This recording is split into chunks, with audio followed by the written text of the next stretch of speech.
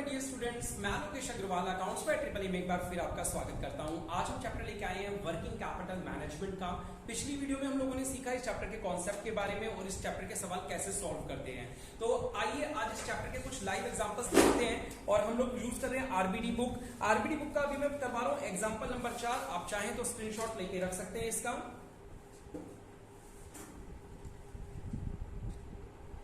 चलिए शुरू करते हैं बेटा।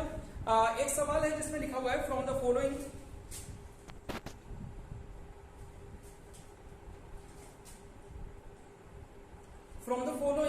particulars prepare a statement showing working capital needed to finance the level activity of 12,000 units of output per annum. तो हमें पता चल गया हमारी सालाना आउटपुट कितनी यूनिट्स है बेटा, 12,000 है। तो हमें पता चल गया कि इस पूरे सवाल में जो 12,000 यूनिट्स हैं वो एनुअल डिमांड है। जैसे ही हमें पता चला हमने यहां सब जगह क्या रख दिया बेटा, 12,000, क्योंकि हमेशा सबसे पहली वैल्यू क्या लिखते हैं हम लोग, एनुअल डिमांड। आया ना, आ रहा है समझ।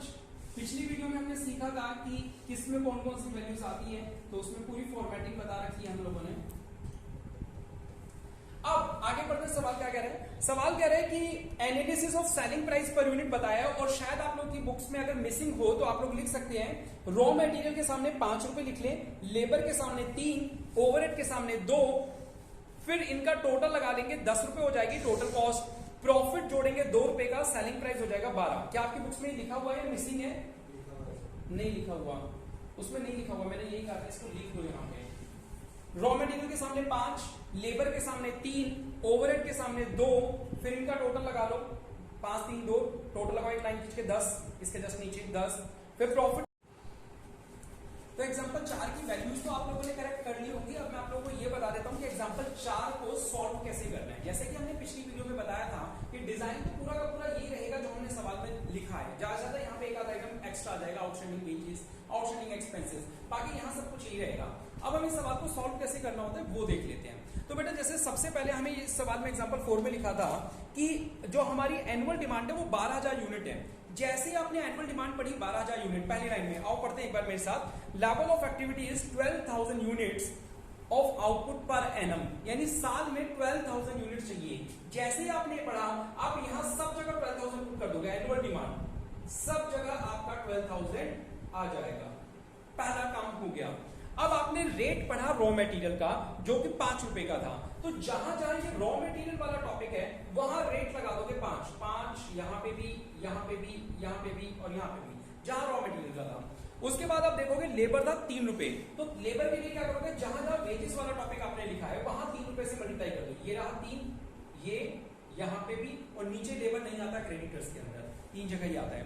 उसके बाद ओवरहेड का रेट था 2 रुपए का, तो आप ओवरहेड की वैल्यू पुट करोगे यहाँ पे 2, यहाँ पे 2, यहाँ पे 2। तो लेबर और ओवरहेड जो होते हैं 3 जगह ही आते हैं इन तीनों टॉपिक्स में। उसके बाद नीचे लिखा हुआ है सवाल में raw material are to remain in store on an average of 1 month. ये जो पीरियड होता है ना बेटा, पीरियड ये इनकी तरफ से सोचा जाता है। जैसे ये वाला वर्ड पढ़ के उन्होंने बोला रॉ मटेरियल 1 महीने तक रहता है स्टोर में, तो रॉ मटेरियल का मतलब ये नहीं कि जहां जहां रॉ मटेरियल लिखा है वहां सब जगह 1 लिख दोगे, नहीं। इसका मतलब ये है कि ये जो रॉ मटेरियल स्टोरेज था ये 1 महीने तक रहता है, तो यहां क्या लिख दोगे, 1/12। अब नेक्स्ट पॉइंट पढ़ते हैं। Material are in process on an average of 2 months, यानी मटेरियल प्रोसेस में रहता है 2 महीने तक। इसका मतलब जहां प्रोसेस है ये वाला टॉपिक, यहां आ जाएगा 2/12। आई बात समझ। तीसरे पॉइंट में लिखा है finished goods are in stock on an average of 3 months, यानी फिनिश्ड गुड्स में जब पीरियड लोगे तो 3 महीने का लोगे, यानी तीनों जगह पे 3/12 लगा दोगे। ठीक है। फोर्थ पॉइंट बोला है credit allowed to debtors 4 months, यानी डेटर को 4 महीने का क्रेडिट अलाउ कर रहे हो, उधारी अलाउ कर रहे हैं, तो डेटर्स वाले टॉपिक में 4/12 आ जाएगा। अब बात आती है क्रेडिटर्स की, तो creditor allowed by supplier is 2 months, तो क्रेडिट वाले टॉपिक में क्या लिख दोगे, क्रेडिटर वाले में 2 महीना लिख दोगे। आया समझ। अब सबसे इंपॉर्टेंट बात जो बच्चे हमेशा भूल जाते हैं और मैं यहाँ रेड मार्कर से लिख के बताता हूं, वो टॉपिक ये है कि जब वर्क इन प्रोग्रेस की वेजेस और ओवरहेड करोगे तो ये हमेशा 50% आएगा बेटा। वर्क इन प्रोग्रेस का लेबर और ओवरहेड याद रखना, इसकी वैल्यूज कितनी आएंगी, 50% आएंगी। ठीक है। अब आप लोगों को क्या, तो आप इसका टोटल लगा लेंगे, यहां पे लिख लेंगे, उसका टोटल बाहर, इन तीनों का टोटल यहाँ पे वो बाहर। अब इन सब चीजों का टोटल लगाएंगे, उससे बोलेंगे करंट असेट्स, फिर उसमें से करंट लायबिलिटीज के टोटल को माइनस कर देंगे क्रेडिटर्स को, तो 80,000 रुपीज की वर्किंग कैपिटल आ जाएगी। इस तरीके से आपका एग्जांपल नंबर 4 पूरा हो जाएगा। उसके बाद हम देखते हैं कि एग्जांपल नंबर 5, उसका आप स्क्रीनशॉट ले सकते हो। यहाँ पे रहा एग्जांपल नंबर 5, ये मैं अभी ओरली एक्सप्लेन करने जा रहा हूं, इसको कैसे करेंगे। यहाँ कुछ पॉइंट्स हैं, चलो एक बार देखते हैं। बिल्कुल डिट्टो सेम सवाल है, उसको आप चाहो तो मैं बोर्ड पे केवल वैल्यूज लिख सकता हूं इसकी कि क्या है, आप सॉल्व कर लेंगे खुद इसको। सवाल में सबसे पहले बोला है, इसके स्पेशल पॉइंट ये है कि as regards in each constituent part of working capital budgeted sales are 2,60,000 per annum. हमें ना इसमें एनुअल डिमांड डायरेक्टली नहीं दे रखी, इसमें लिखा हुआ है कि पूरे साल में जो सेल करनी है वो 2,60,000 रुपए की करनी है, और बाद में सेलिंग प्राइस दे रखा है 10 रुपए का। तो अगर मुझे पूरे साल में 2,60,000 की सेल करनी है और मैं एक यूनिट 10 रुपए में बेचूंगा, तो मुझे पूरे साल में यूनिट्स कितनी बेचनी होंगी, 26,000। तो इसका मतलब मुझे बार बार जब भी ये टॉपिक करूंगा, ये वाला सवाल करूंगा, तो यहाँ पे वैल्यूज कितनी आ जाएंगी, 26,000। एग्जाम्पल 5 बता रहा हूं, यहाँ सब जगह आप लोग क्या लिख लेंगे, 26,000 यूनिट्स लिख लेंगे। आप लोगों ने कर लिया बेटा, तो यहां सब जगह 26,000 आ जाएगा। ये एग्जाम्पल 5 हो गया आप लोगों का। ये कैसे आया, 2,60,000 रुपए पूरे साल की सेल थी, एक यूनिट 10 रुपए की थी, तो कितनी यूनिट्स होंगी, 26,000। अब हमें रॉ मटेरियल का रेट दे रखा है 3 रुपए, तो जहां जहां रॉ मटेरियल है सब जगह 3 रुपए आ जाएगा, जहां जहां रॉ मटेरियल है सब जगह क्या आ जाएगा, 3 रुपए।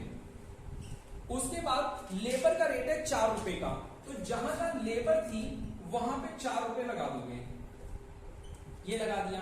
फिर ओवरहेड दे रखा है 2 रुपए का, तो ओवरहेड का रेट 2 रुपए लगा दोगे।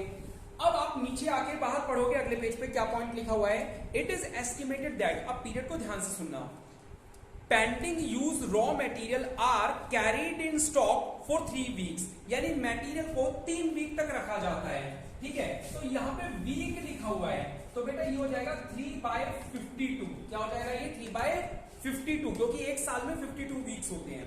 उसके बाद लिखा हुआ है फिनिश्ड गुड्स फॉर 2 वीक्स, ये जो फिनिश्ड गुड्स का टॉपिक है, यहां पर आप लोग कितने से मल्टीप्लाई कर दोगे, 2 वीक्स, यानी 2/52, 2/52, 2/52, ठीक है। उसके आगे चलो, अब आप लोगों को क्या लिखा हुआ है यहाँ पे, factory processing will take 3 weeks, process करने में 3 वीक लगते हैं। ये रहा प्रोसेस का टॉपिक। प्रोसेस में यहाँ पे सब जगह क्या लगा दोगे, 3/52, 3/52, 3/52। तो इस तरीके से हमारा सवाल कंप्लीट होता चला जाएगा।